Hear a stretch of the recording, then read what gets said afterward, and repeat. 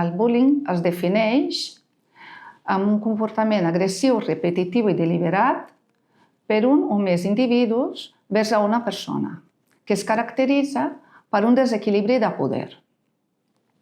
Les dimensions del bullying poden ser físiques, verbal, emocional, psicològica i cibernètica.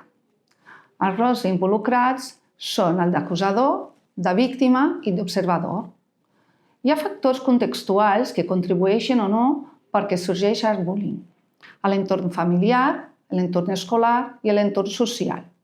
Les conseqüències del bullying per la víctima poden ser problemes emocionals com ansietat i depressió, baix rendiment acadèmic, aïllament social i, en casos extrems, pensaments o conductes suïcides.